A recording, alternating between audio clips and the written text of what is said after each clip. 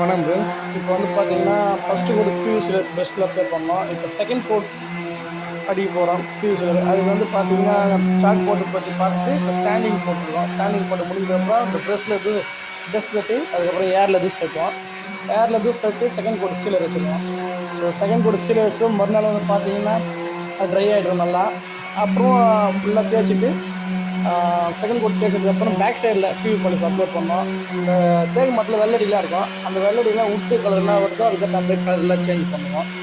Colour change பண்ணிவிட்டு one code பியூஸு polish apply பண்ணுவோம் door back சைடில். ஸோ பாலிஷ் அப்ளை பண்ண சொல்ல ஒரு வீடியோ போகிறோம்.